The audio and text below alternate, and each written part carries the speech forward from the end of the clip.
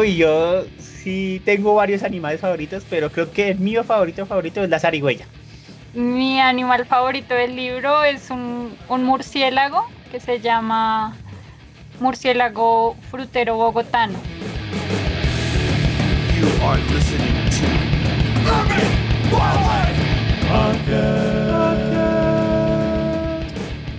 Welcome back to another episode of the Urban Wildlife Podcast. Y bienvenidos a este episodio del Urban Wildlife Podcast. This is one of your co-hosts, Billy Brown, and I need to apologize because we have had quite a hiatus, and I need to thank you for waiting and now tuning back in. I have been working on a book, which you might guess has something to do with urban wildlife, but I finally turned that in to the publisher, so please keep tuning in to future episodes to hear more about that project.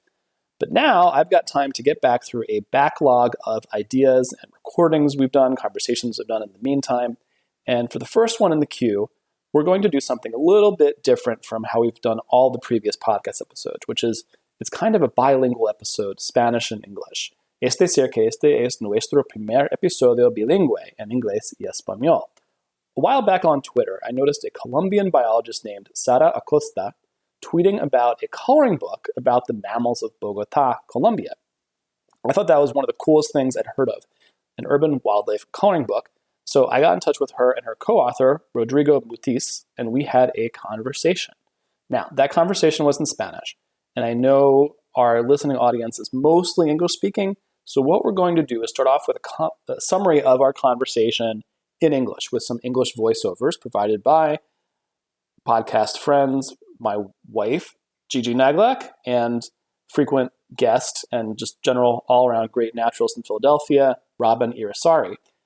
And then after that part with the voiceovers, I'll present the conversation in Spanish, lightly edited, mainly to remove places where my Spanish failed me and I sounded really clumsy, much like I'm sounding clumsy right now in English. Anyhow, the English speakers can get the basics of what we talked about, and those who want to continue in Spanish can hear the full conversation.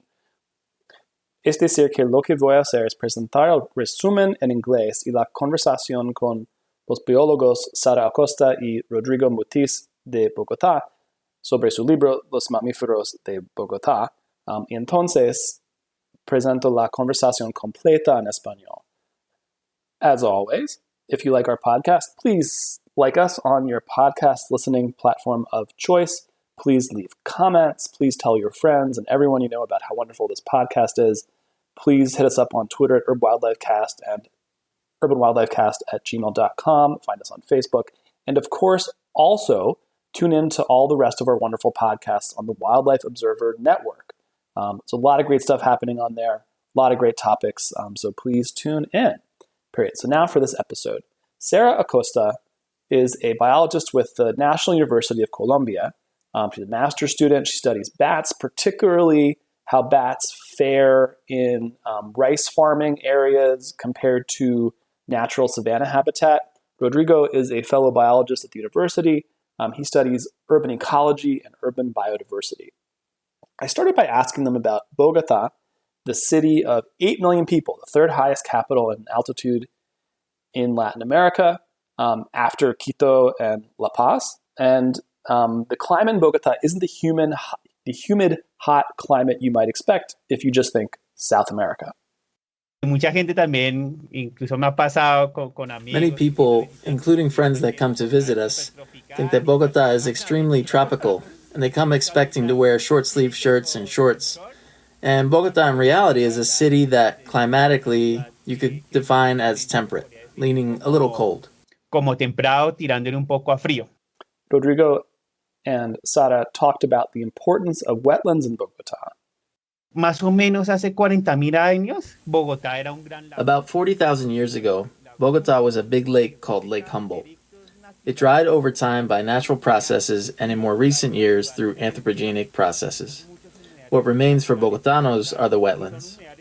These include some within the city, in which you can find a lot of biodiversity. Puede encontrar un montón de biodiversidad. When people think of a tropical country like Colombia, it's easy to imagine that the biodiversity is based in the lowland rainforests. But Rodrigo pointed out that biodiversity in Colombia is really all about the highlands. in that the country famously has 3 mountain ranges, and these are what the biodiversity in these mountains runs up the species counts. Pues Colombia, por ejemplo, es el país con más diversidad de aves del mundo. Colombia is the country with the greatest diversity of birds in the world, and by square kilometer, it's the most biodiverse country in the world. A lot of people think all that diversity is in the Amazon basin or the Chocó, in these great rainforests. But the truth is, the great biodiversity in Colombia is in the mountains. De la diversidad en Colombia está en nuestras montañas. When I was reading the text in the coloring book, I noticed that I hadn't heard of one of the habitat types they described, something called a páramo in Spanish. Un páramo es un ecosistema muy propio de... A páramo is an ecosystem very specific to the neotropics. It's an ecosystem that is only in Colombia, Ecuador, Venezuela, and also there are páramos in Costa Rica and in Bolivia. To the south they have the Puna in Chile and Peru. These are high mountain ecosystems at about 3,000 meters of elevation. Ours are very rainy. They have a lot more vegetation than the similar ecosystems in Peru. So ours have a lot more vegetation than in other countries. And they're known by a species that is very emblematic. It's even on our 100 peso coin. It's called the frailejón. De 100 pesos está esa especie que se llama el frailejón. I looked up the frailejón that is apparently the characteristic species of the páramo, and it turns out it's an aster family plant in the genus Espeletia that looks kind of like a yucca to my inexperienced eyes. The idea for the coloring book came up in February of 2020, and they worked on it as they were stuck in their respective homes. They did it pretty much all the writing themselves, with Sara illustrating the book and Rodrigo doing the design. Then they crowdsourced the printing costs. Fue como en febrero de este año. We got the idea for the book in February of this year. We took advantage of the quarantine to write it.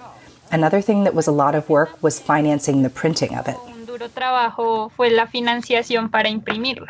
We talked a bit about the mammals included in the book. Some will be familiar to North American readers. For example, the venado cola blanca, which is our very same white-tailed deer, and the Zarigüeya andina, which is their local possum species, in the same genus as the Virginia possum. El libro tiene un balance. The book has an interesting balance between charismatic and uncharismatic species. So for each species that people are attracted to, like deer, tigrillo, the spectacled bear, also in the next page you'll find a field mouse, a bat, a shrew, which isn't very well known. So we set up a balance between species that people are drawn to and ones they should get to know. Y los que también deben reconocer. Sara and Rodrigo were also intentional about including a couple of extirpated species, locally extirpated species. One, the neotropical otter, and the other, the Andean tapir. The otter, which has been wiped out by local water pollution, and the tapir, which is endangered across its high-altitude range in South America. En el libro hay un par de especies. In the book, there are a couple species that we put in as historical reference, like the otter, which is an animal that was in Bogota. There's a gorge called the Otter Gorge that's on the Bogota River, but that part of the river these days is very polluted. There isn't any mammal that can stand that quantity of pollution. The otters are in the same river, but much more downstream. It's a little sad, but at the same time a bit hopeful, because if someday the river recovers, it's possible that the otters return to Bogota. It could be a really lovely tourist attraction. The other story is an animal that almost no one knows, called the Andean tapir. So in the Andes, there's a species of tapir called the paramo tapir, or high elevation tapir. It's a species that's in critical status. There are very few individuals left. And the first time it was documented was in a paramo in Bogota. Y la primera vez que fue registrada se registró en un páramo de Bogotá. I almost forgot to ask them about their favorite mammals. Rodrigo chose one of my favorites, the possum. Uy, yo sí tengo varios animales favoritos, pero creo que el mío favorito es la zarigüeya. I have several favorite animals, but my favorite is the possum, because it's the only marsupial we have here, and so that's a little strange. It's an animal that gets attacked a lot because some people think it's ugly. I don't think so, but a lot of people do. so they attack it with rocks or machetes. They kill it thinking it's a rat on steroids or something. It's my favorite also because it's very important for our ecosystem. And it has very important ecological roles, but it's an animal whose reputation we need to rehabilitate. Pero también creo que es un animal que tenemos que reivindicar más.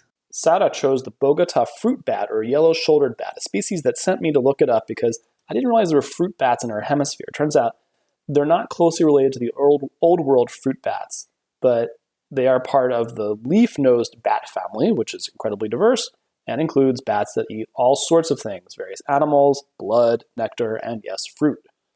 Mi animal favorito del libro es un My favorite animal in the book is a bat called the Bogota fruit bat.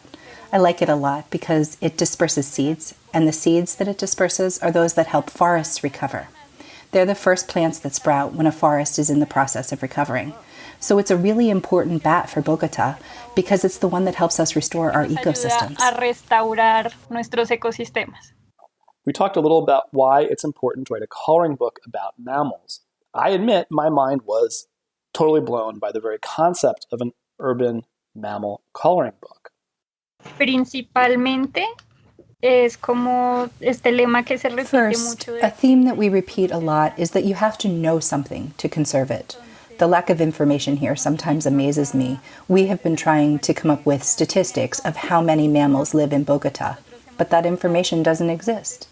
So in this situation where there is so much ignorance, conservation is really challenging if you don't know what's there, how many there are, where they are, how to monitor them.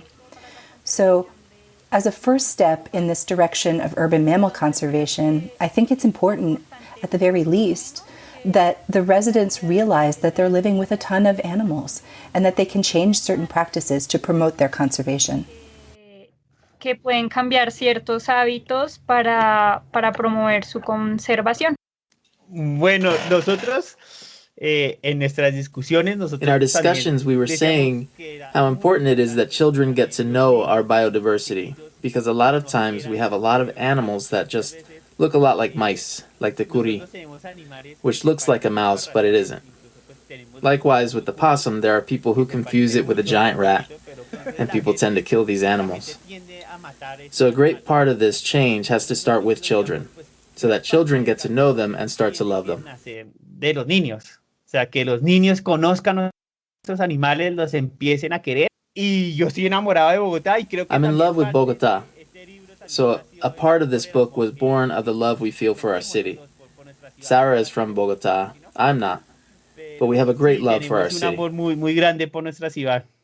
You might wonder what's up next. And it turns out what's up next is going to be a book about the birds of Bogota. El próximo libro ya es The next book that we're que starting to queremos do sacar is one about the birds of Bogotá. de aves de Bogotá is a city in terms of birds. It's a city really, really rich muy with the rica, greatest bird posiblemente unas diversity ciudades in the con más world. diversidad de aves del mundo. If you would like to get your very own copy to download, and you're outside Colombia, of course, the best way might be to contact the authors.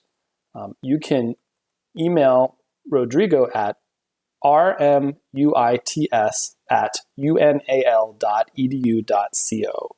So basically his first initial rmutis@unal.edu.co. And if you're looking for a copy just to see what it looks like online, Googling it, you can turn up some viewable copies on the internet. And of course, if you are in Colombia, you should contact them about purchasing a copy.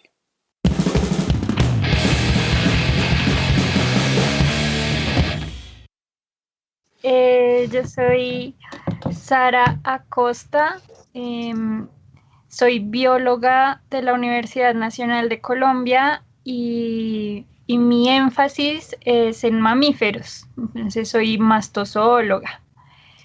Ahorita soy estudiante de maestría, también en la Universidad Nacional, y estoy trabajando con murciélagos en cultivos de arroz y en sabanas conservadas. Entonces es como el cambio en el uso del suelo puede afectar a los murciélagos. Ese es como Ok. lo que estoy trabajando en este momento. Interesante. Y ya. Rodrigo.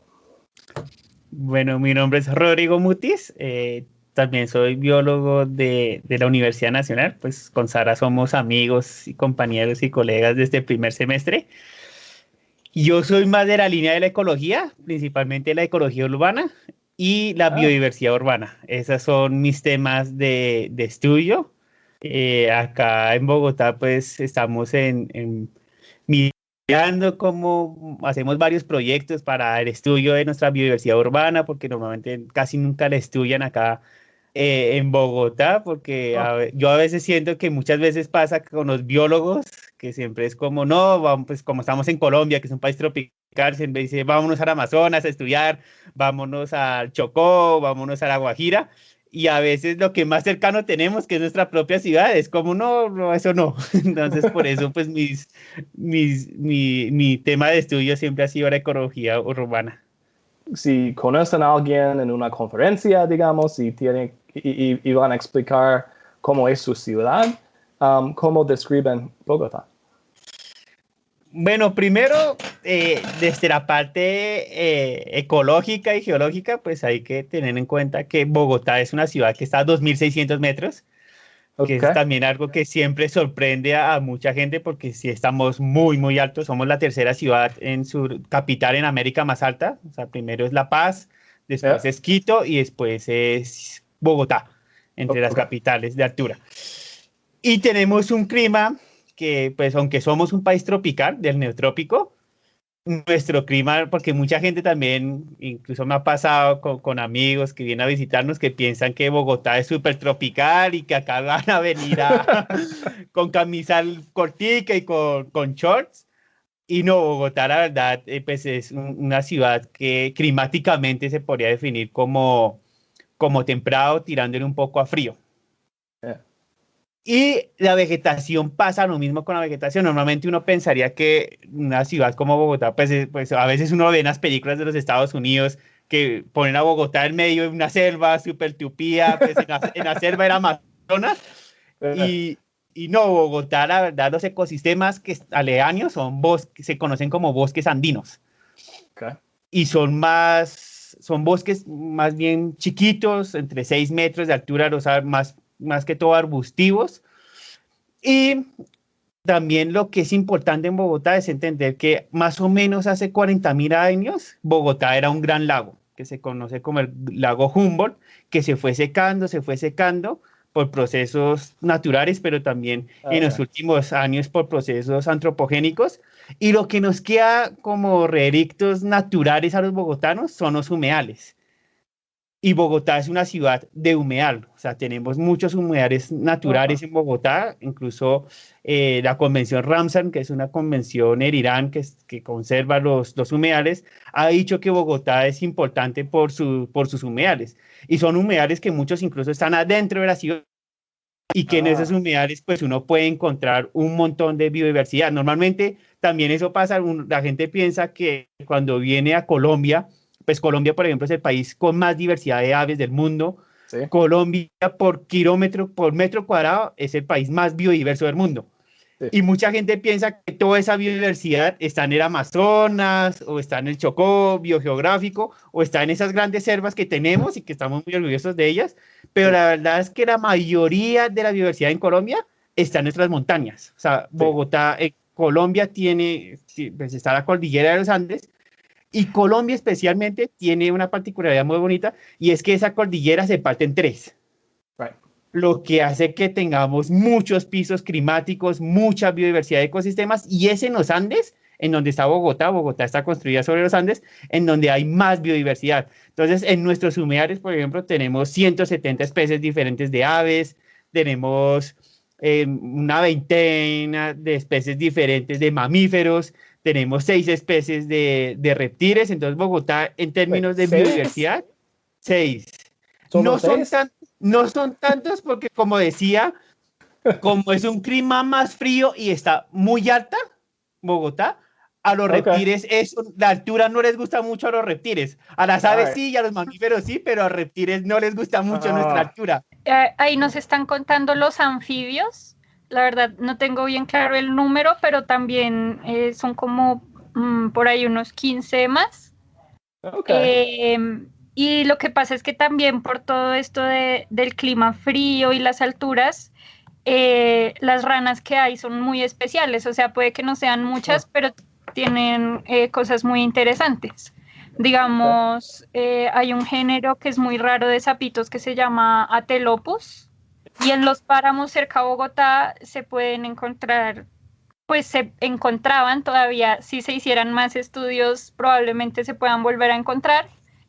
Entonces sí, de pronto pues no son muchos los herpetos que hay, pero sí tienen como condiciones muy especiales. Son bien Digamos, interesantes. otra rana que se puede encontrar es la rana de cristal, que es muy, muy bella, una centrolénide. Que Okay. bueno, pues tiene en la parte del dorso que es transparente y se le pueden ver todos sus órganos, entonces yes. es muy bonita. Okay, he visto fotografías, pero nunca en vivo. Usaste una palabra que no conocía antes de leer su libro, que es páramo. ¿Qué es un páramo? Qué chévere. Dale. Bueno, es que un páramo es un ecosistema muy propio del neotrópico. La verdad es un ecosistema que solo está en Colombia, en Ecuador, en Venezuela y también hay páramos en Costa Rica. Y es un ecosistema, y en Bolivia, y es un ecosistema que está más abajo no hay, más abajo tiene otro nombre que es la puna, en Chile y en Perú, que es en donde viven las llamas. Nosotros no tenemos ese ecosistema, nosotros He lo que viajado tenemos un poco en Bolivia y en Perú. Yeah. que son ecosistemas de alta montaña, o sea, son ecosistemas que están más o menos a más de 3.000 metros de altura. Okay. Nosotros como tenemos mucha, pues como es muy lluvioso, nuestros ecosistemas tienden a tener mucha más vegetación que los ecosistemas peruanos, por ejemplo.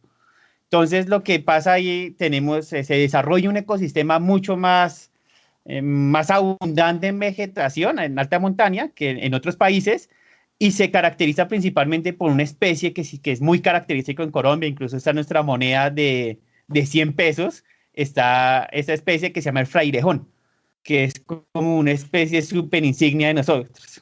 Entonces, ese ecosistema de páramo está caracterizado es por eso, porque es de alta montaña, y porque tenemos frailejones. Es más o menos... Esta palabra de nuevo, ¿cómo? Frailejón. ¿Qué es? Es una planta. Es planta, ok, gracias. Sí, es que nosotros, al menos pues yo, sobre todo, pues Sara también un poco, nosotros somos de la vieja escuela que caracterizamos los ecosistemas por las plantas que tienen los ecosistemas. ¿Cómo no? Yeah. Entonces, pues esa fue la que nos enseñaron a nosotros en la universidad y seguimos esa escuela. Entonces, cuando hablamos de páramo, la asociamos mucho a las especies que vemos ahí y esa es el famoso frailejón. Añadir algo más a lo de los páramos, y es que también están muy ligados al agua. Entonces, en nuestras ciudades, la forma de recoger agua viene sobre todo de represas que se hacen a partir del agua que recogen los páramos. O sea, la humedad llega al páramo, las plantas como que tienen unas adaptaciones que les permiten recoger el agua, y el agua va quedando en el suelo, y esa es prácticamente el agua que nos llega a nosotros en la ciudad. Entonces, cerca a Bogotá hay 2 páramos enormes, el de Sumapaz y el de Chingaza, y esos nos abastecen a nosotros de agua. En otras ciudades de Colombia pasa parecido, como en Bucaramanga, que está el páramo Santurbán. Entonces, para nosotros también tiene un valor, pues, de lo que ahorita se llama servicio ecosistémico, que es que este ecosistema de páramo es para nosotros, para nuestra ciudad, es completamente vital. ¿Y son protegidas por esa importancia para el agua? Pues más, es que acá siempre hemos tenido históricamente peleas. Por ejemplo, lo que decía Sara, pues nuestro páramo, que es el páramo más grande del mundo incluso, que es el páramo de Sumapaz, sí tiene una categoría de protección, que es de parque nacional, pero por ejemplo el páramo de Santurbán, que es el que alimenta o nutre de agua a la ciudad de Bucaramanga, actualmente y lastimosamente hay una empresa minera de los países árabes que tiene unas intenciones de sacar oro del páramo, y el oro, pues como es una industria muy contaminante, porque eso usan mercurio para limpiar el oro y eso es súper contaminante, los habitantes se están oponiendo a esa extracción de oro. Pero sí, en Colombia históricamente siempre ha habido muchos, que nosotros llamamos también conflictos ambientales, alrededor de proteger estos ecosistemas que son tan importantes para nosotros, porque hay muchas empresas, principalmente extranjeras, que, por ejemplo, hace un tiempo había una empresa norteamericana que quería hacer una explotación de fracking en nuestro páramo Sumapaz, y entonces hubo movilizaciones y la gente protestando para que eso no se hiciera. Al final no pasó, pero, por ejemplo, sí se mantiene lo de la extracción de oro en Santurbán. Entonces siempre ha habido mucha conflictividad en torno a nuestros ecosistemas. También, por favor, describen la ciudad en términos humanos. Sí, Bogotá, y lo quiero comentar algo también chévere sobre eso. Bogotá es una ciudad que tiene 500 años, más de 500 años. Estamos cumpliendo los 486 hace poquito. Y Bogotá tiene una característica, como estaba contando, como en una historia de humedal. Los indígenas nuestros, que eran los muiscas, aprendieron a vivir con los humedales. Es una cultura muy anfibia, pero cuando los españoles nos conquistan, los españoles, la verdad, España no es un país muy húmedo. España, la verdad, es un país seco. Por eso pueden hacer el jamón serrano, porque es un país muy seco, y ellos no estaban acostumbrados a vivir con agua. Incluso hay un pensador acá en Colombia que se llama Gustavo Wilches, que dice, si nos hubiesen conquistado holandeses, Bogotá sería totalmente diferente, porque Bogotá, lo que hicieron los españoles fue decir, bueno, no podemos vivir en el agua, entonces nos vamos a construir la ciudad en los cerros orientales. Nuestros cerros orientales son como la máxima emblema que tiene Bogotá, porque tenemos unos cerros al oriente de Bogotá que tienen una inmensa biodiversidad, pero a los españoles se les ocurrió la gran idea de construir su ciudad ahí. Mientras que los indígenas estaban más acostumbrados a una sociedad más anfibia, acostumbradas al agua, los españoles no tenían esa concepción, y también tenían la concepción de venir a tapar todos los humedales y a canalizar, que es una concepción muy europea, también canalizar los ríos, hacer todas esas infraestructuras gruesas para cambiar el ecosistema para que se pareciera más a Europa. Y eso era lo que pasó con Bogotá, porque Bogotá en su época era la capital de una de las colonias más importantes de España, del Nuevo Reino de Granada. Y era la ciudad en donde se fundaron las universidades. Incluso en una época a Bogotá la conocían como la Atenas de Sudamérica por la gran cantidad de universidades. Acá se hizo la expedición botánica. Todos los intelectuales venían a Bogotá. Y todos los europeos venían a Bogotá porque decían que Bogotá tiene un clima más parecido a Europa que el resto de Colombia. No tenemos los problemas de los mosquitos, por ejemplo, en Bogotá no tenemos casi mosquitos. Esos grandes insectos que uno ve en tierra caliente. Hay mosquitos, pero es que no es como ir a tierra caliente. O sea, cuando uno va acá en Colombia a tierra caliente, uno se puede encontrar, lo que mi papá siempre hace el chiste, y yo no le tengo miedo a cucarachas de tierra fría, porque acá en Bogotá no hay cucarachas, pero uno va a tierra caliente y uno se encuentra unas cucarachas como así de grandes. Uno dice, es que Bogotá, como somos un país tropical, nosotros no tenemos estaciones. O sea, el clima de Bogotá es muy parejo a lo largo del año. Entonces, por eso a los españoles les gustaba Bogotá. Sí. Y formaron acá pues su centro histórico, los españoles, pues, como decía, la capital y todo. Y después, bueno, con todos los problemas de la independencia y pues como se ha desarrollado la ciudad, Bogotá actualmente pues es una ciudad de 8 millones de habitantes casi, o sea, es una ciudad gigantesca. Y es una ciudad que tiene un problema muy grande, y es que es una ciudad muy desigual en términos sociales. Sí. O sea, hay gente que uno dice tiene muchísimo dinero, y gente que tiene muy poquito dinero. Incluso yo también cuento esta historia, la esposa de mi hermano, ella es europea, y cuando vino acá, ellos viven en Suecia, mi hermano vive en Suecia, Y, y la esposa de mi hermano nos decía, yo nunca había visto gente tan rica. O sea, carrazos, yo nunca había visto, o sea, acá hay barrios en que uno puede ver un trancón de Mercedes-Benz, pero tampoco había visto barrios tan pobres como los veo en Bogotá. Sí. O sea, Bogotá, hay un libro que a mí me gusta mucho que es de Mike Davids, que se llama Planet of Slums, y él muestra que Bogotá es una ciudad que está llena de lo que se conoce, en español no hay una traducción tan buena de slum, de barrio miseria, pero él dice que Colombia tiene el tercer barrio miseria más grande del mundo, después de una en Ciudad de México, y después de una en África, viene Ciudad Bolívar en Colombia, en Bogotá, y eso es un barrio ¿de qué tipo? Un barrio que no tiene agua, no tiene electricidad, no tiene pavimentación, no tienen todos los servicios básicos que uno se imagina, no tienen muchos barrios de Bogotá. O sea, más o menos se calcula que 2 millones de habitantes en Bogotá no tienen los servicios básicos en sus casas. Sí. Entonces, eso hace que también haya muchos problemas ambientales, esa desigualdad, porque entonces mucha gente tiende nosotros lo conocemos como invadir, coloquialmente, que es ir a un lugar natural y construir viviendas informales ahí y construir barrios informales. Por ejemplo, alrededor del río Bogotá lo hacen, en los humedales lo hacen mucho, y la gente muy rica, lo que hace diferente, que también hace problemas al ambiente, es que, por ejemplo, en los cerros orientales tienden a ser urbanizaciones súper grandes, súper alejados de todo el centro y la periferia de la ciudad, sino para vivir en barrios súper alejados, pero en barrios que también están en ciertos lugares de importancia ambiental. Entonces, Bogotá por eso tiene esas, pues, como características de conflicto social, en que tenemos, por un lado, que la gente urbaniza e invade ciertos barrios, ciertas zonas ambientalmente, de lado y lado, tanto gente súper rica que cree que se puede pasar las leyes por la faja, pues porque lastimosamente acá en Colombia sí el dinero permite ciertas libertades judiciales, y los más pobres, entonces lo que hacen es irse a vivir un barrio que saben que hay riesgo ambiental, por ejemplo, porque sus viviendas se pueden caer o porque puede haber inundaciones. Pero no tienen muchas opciones.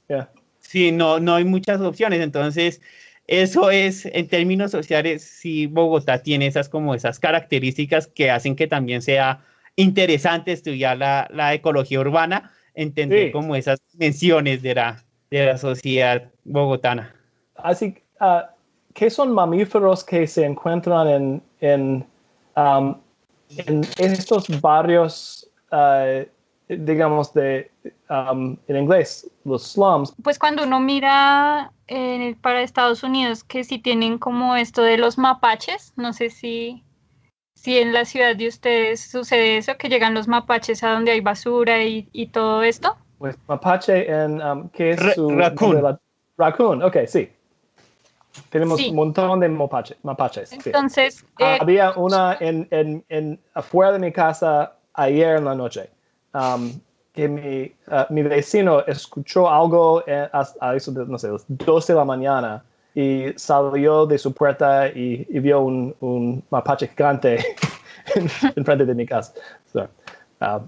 Entonces, digamos que acá lo parecido o lo más parecido a eso serían como las zarigüeyas. Ok. Es opossum. Sí. ¿Es en inglés? ¿Los tenemos también aquí? Sí. Entonces, ellas sí viven dentro de los humedales y en los cerros, pero sí están como muy acostumbradas a salir a la ciudad. ¿Salen a la ciudad o viven todas sus vidas en la ciudad? Porque es una cuestión que surge mucho aquí. Y gente dice, construimos nuestras casas en sus hogares, digamos. Y yo siempre digo, no, que si esta ciudad tiene 400 años aquí en Filadelfia, no sé cuántas generaciones de mapaches, digamos, estos animales que encontramos aquí, es su ciudad también, digamos. No entran de otra parte, viven aquí y no, disculpe la interrupción. Sí, sí, totalmente. Viven dentro de la ciudad, pero digamos que todavía están muy asociados a lo que son los humedales Okay. y a la parte de bosque de los cerros. Entonces, en los barrios que quedan cerca, sí se pueden encontrar muy fácilmente buscando en la basura y todo esto que como parecido a lo que pasa allá. Pero ¿por qué es importante conocer los mamíferos de su ciudad? Bueno, pues yo creo que principalmente es como este lema que se repite mucho de que hay que conocer para conservar. ¿Sí? Entonces, el desconocimiento acá a veces a mí me parece, o sea, me asombra, porque digamos, nosotros hemos intentado buscar como las estadísticas reales de cuántos mamíferos hay en Bogotá y todavía no se tienen. ¿Sí? O sea, digamos que el ente encargado por parte del gobierno de la ciudad todavía ni siquiera se ha puesto juiciosamente en esta tarea. Entonces, pues en ese ámbito de tanto desconocimiento ya es muy complicado hablar de conservación si no sabemos qué hay, cuánto hay, dónde está, cómo lo podemos monitorear. O sea, no hemos cumplido ni siquiera aún como el primer paso que sería para avanzar en toda esta línea para la conservación de los mamíferos urbanos. Entonces creo que sí es importante por lo menos que la ciudadanía empiece a darse cuenta que están conviviendo con un montón de animales y que pueden cambiar ciertos hábitos para promover su conservación.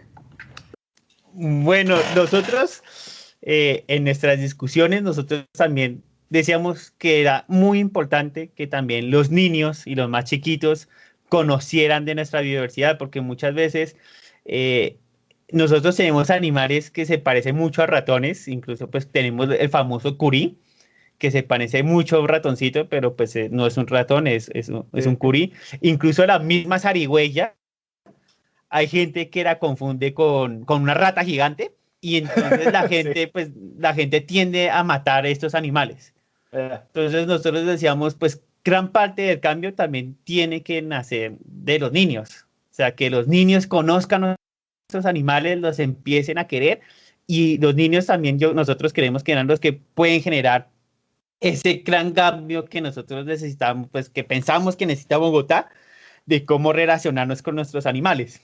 Entonces, por eso también pensamos que un libro para colorear podría ser para esos fines de educación ambiental la mejor manera. Y por eso mismo también lo hicimos gratuito, que el libro toda la gente que quisiera lo pudiese descargar y pudiese, pues si tiene una impresora en su casa, que lo puedan imprimir y empiecen a usar nuestro libro como quieran. Entonces, eso fue como la idea de por qué un libro para colorear. Sara también, pues, ya se dieron cuenta, ella dibuja muy, muy bonito, Sara, y ella ya había trabajado en otros proyectos de dibujar muchos animales, y habíamos mirado, pues yo y en la parte del equipo, pues nosotros siempre decimos que somos un equipo. Yo soy diseñador, entre comillas, amateur gráfico, y entonces yo dije, podemos plasmar eso en el computador y podemos empezar a poner diseño y podemos hacer la edición con programas, podemos hacer la edición, y nosotros dos, porque eso fue también algo raro que casi no se hace, nosotros dos podemos estar implicados en todo el proceso del libro, desde escribirlo, dibujarlo, hacerle la edición, a escribir los textos, todo lo hicimos nosotros dos. Y eso, muy impresionante. ¿Y cuándo ocurrió esta idea de este libro? Fue como en febrero de este año. O sea, en realidad sí aprovechamos la cuarentena y nos sentamos a pensarlo. Wow, all right. Y otra cosa que también pues fue como un duro trabajo fue la financiación para imprimirlo. Habla de eso. Porque nosotros pues no tenemos dinero para imprimir libros, entonces lo que hicimos fue hacer una vaca un crowdfunding. Sí. Y ¿Pero dicen una vaca? Sí, acá es de un vaca. término muy coloquial. Ok, bueno. Es un término muy bogotano Colombiano. incluso. Ah, No sé si ok. colombiano, pero es un término muy bogotano que cuando uno va a recoger el dinero, uno hace una vaca. Una vaca, como Suena raro. el El animal que animal. da leche. Ok, bueno. Sí, Gracias. pero o sea, Sigue. incluso la página donde nos registramos se llama Arma tu vaca. O sea, es una vaca. Gracias. Y bueno, pues nos donaron sobre todo amigos, familiares, algunos profesores de la universidad. Y así logramos conseguir la mitad de lo que sería el pago de toda la impresión del libro. Entonces Sí. nosotros pagamos esa primera mitad, lo imprimimos y hicimos como una preventa Sí. del libro. Entonces con los primeros ejemplares que salieron, nosotros cubrimos el gasto de la segunda mitad. Ah, ok, bueno. Entonces sí, fue bastante arriesgado Sí. pero tuvimos muy buena acogida. Entonces fue muy bueno eso, que la misma gente pues nos ayudó mucho de una para poder solucionar ese problema. ¿Saben cuántas copias han vendido, se han descargado? ¿Cuántas personas tienen este libro? Bueno, nosotros descargados no tenemos ni idea. Y Ok. siempre, a veces me pasa que me escriben gente de pueblitos súper escondidos en Colombia, que me escriben un correo y me dicen, hemos recibido su libro, qué bonito trabajo, acá tenemos el PDF, lo estamos imprimiendo nosotros. Ok. Y es como, ¿cómo llegó? Qué lindo, No tenemos ni idea. Lo bueno es que hemos sido muy virales en redes sociales. En Twitter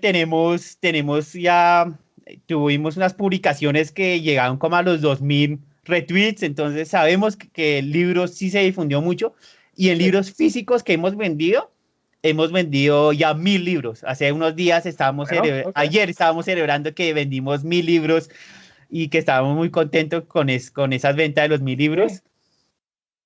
Sí. Entonces, eso es pero lo que digo, cosas digitales, no, ni idea. Y sé que se ha movido mucho porque incluso hay grupos de WhatsApp en que yo estoy y que nadie me conoce y mandan mi libro y me dicen, vean ese libro que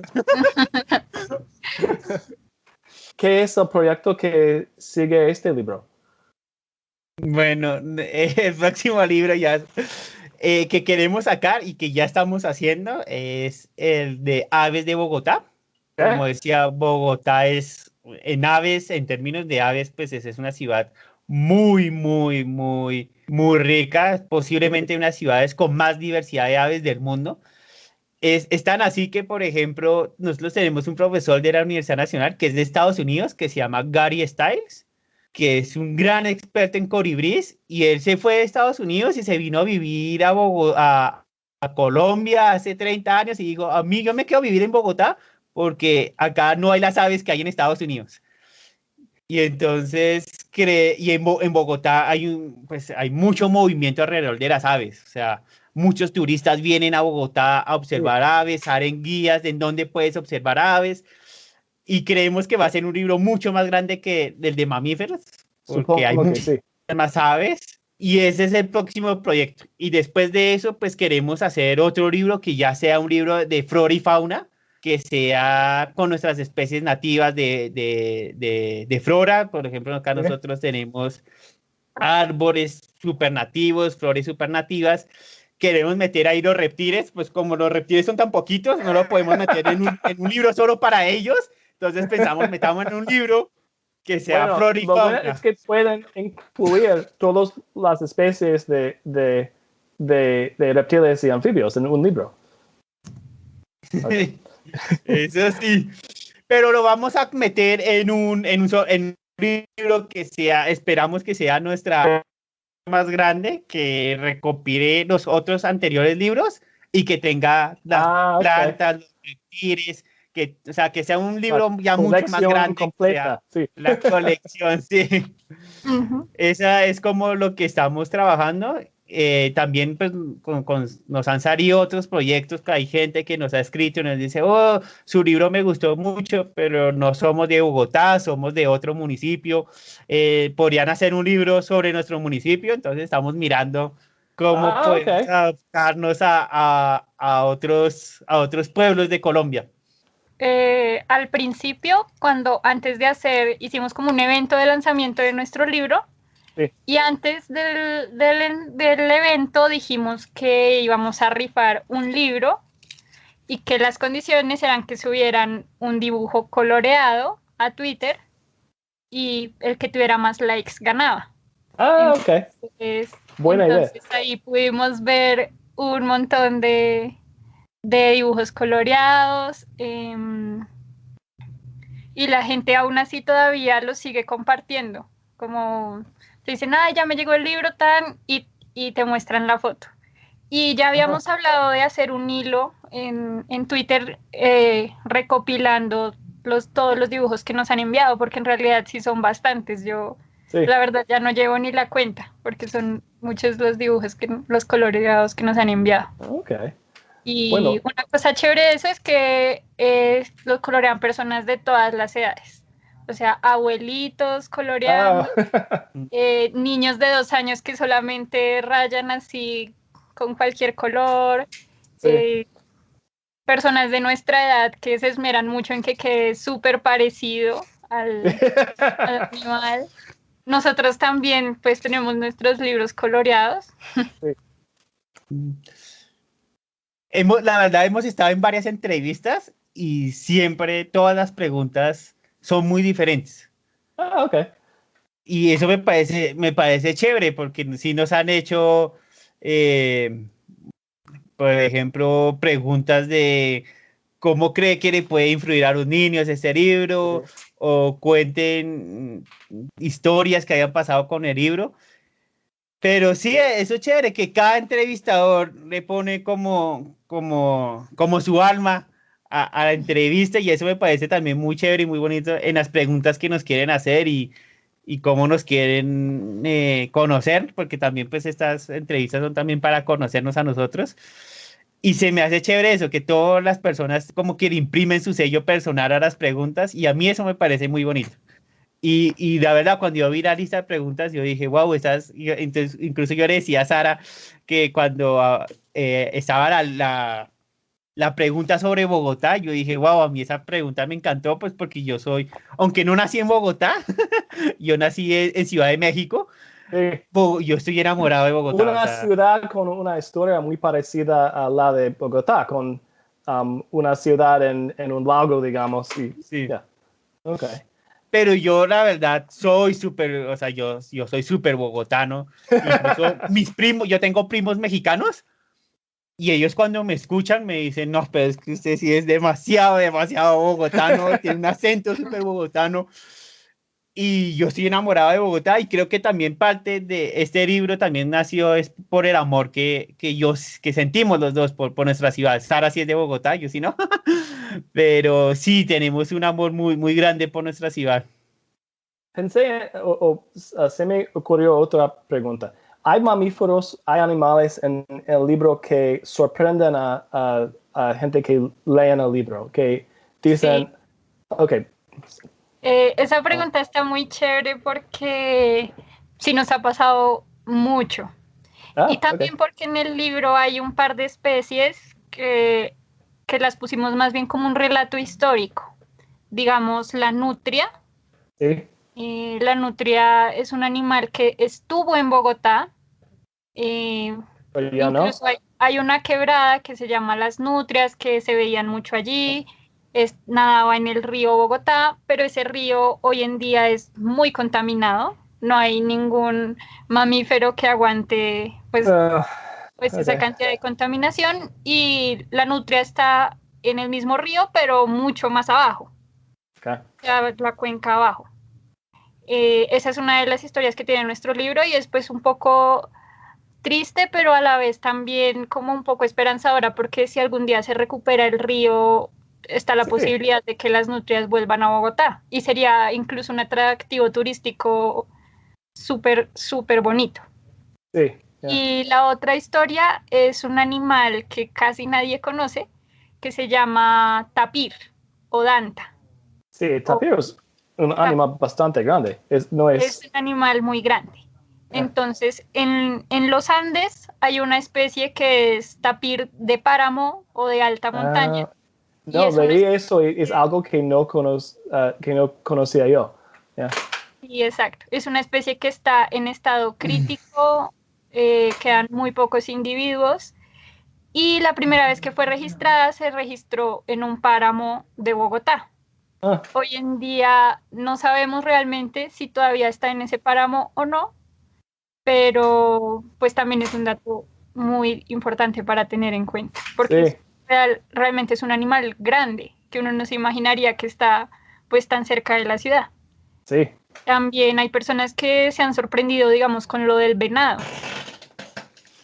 Bueno, ¿no hay venado? Sí, venado sí hay en los páramos, pero a mucha gente le parece, o sea, incluso acá dentro de nuestra ciudad muchas personas dicen, yo no sabía que en Bogotá había venados. Okay. Entonces también eso es muy chévere. Y es la misma especie, que es algo que me sorprendió. Es algo sorprendente realmente. Creo que es una de las especies que tiene más rango de distribución en América, en toda América, porque se encuentra desde Canadá hasta Argentina. Ay, wow. Okay. Entonces, eso es muy interesante. Pues de hecho también tienen sus variaciones de acuerdo a cada país. Digamos, acá en Colombia son más pequeños, en otras partes del país son rojos, acá son como más bien café oscuro. Okay. Pero sí, a mí también me parece bonito porque es algo que compartimos con ustedes. Sí, o sea, tenemos el mismo venado en las ciudades. Sí, entonces eso me parece pues chévere resaltarlo. ¿Cómo pueden conseguir una copia del libro si si nuestros oyentes están escuchando esta conversación y dicen, quiero una copia de Mamíferos de Bogotá? Pues hemos mandado algunos libros a Estados Unidos. ¿Sí? Porque, pues es que la verdad es muy, muy normal que un colombiano tenga un primo viviendo en Estados Unidos. Yo tengo cuatro de mis primos viven en Nueva York. O sea, la verdad es muy común que pues hay muchos colombianos en Estados Unidos. Sí, hay muchos en Filadelfia. Y siempre tenemos familia, tenemos amigos y lo que hemos hecho, la verdad, que es la única forma hasta ahora, porque el envío es muy costoso, lastimosamente.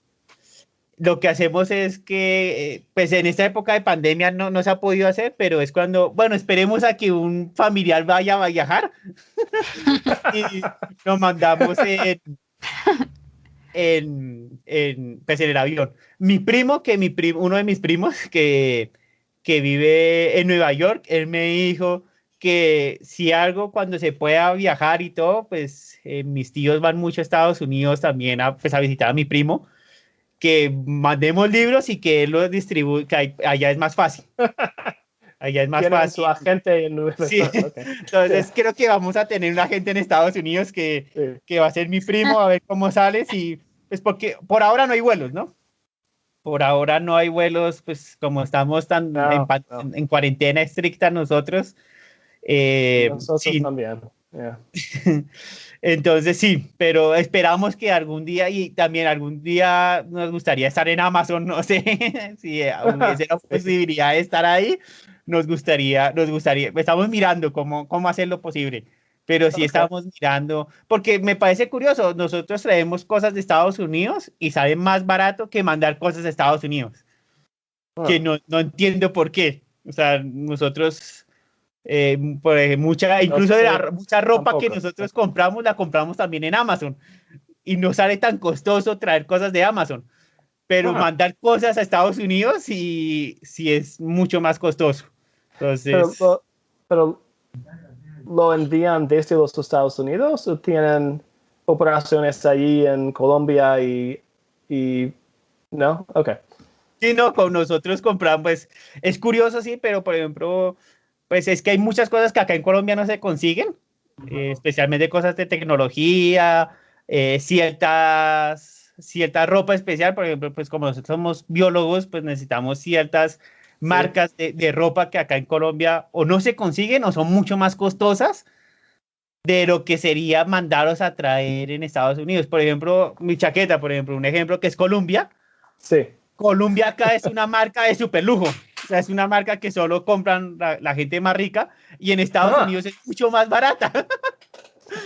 ¿Verdad? En Estados Unidos todo el mundo tiene Columbia, entonces a veces sale más barato comprar las cosas en Estados Unidos y que te las traigan acá que comprarlas acá en la tienda oficial de Columbia, porque acá es como un objeto de lujo. Okay. Entonces, sí, eso. Entonces por eso nos pasa. Bueno, ¿dónde pueden descargar el libro? El libro creo que si ponen en Google mamíferos de Bogotá, creo que ya sale. Ya creo que alguien lo ha puesto en algunas páginas.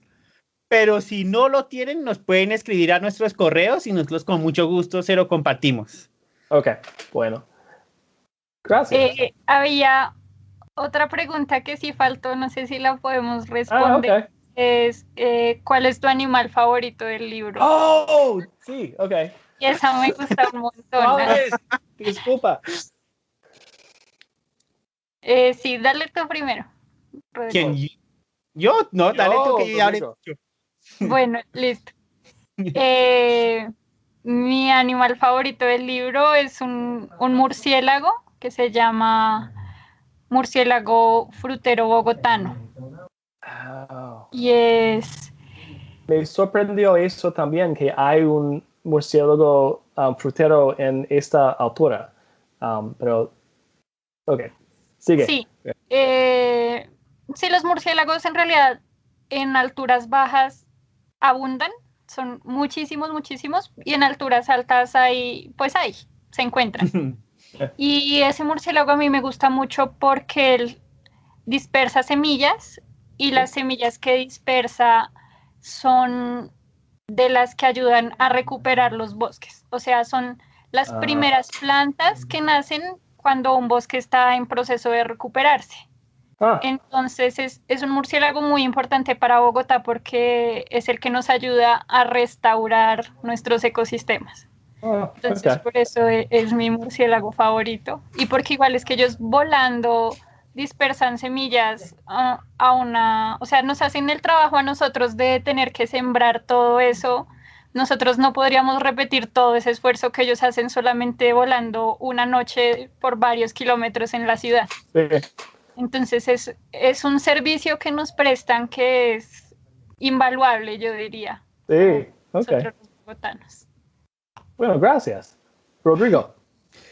Yo sí tengo varios animales favoritos, pero creo que el mío favorito es la zarigüeya. La verdad, porque, pues primero porque es el único marsupial que tenemos nosotros acá, o sea, ya lo hace como algo raro. Sí. Y lo que les contaba es un animal que es muy atacado, porque la gente normalmente lo considera feo, aunque a mí me parece bonito, la verdad.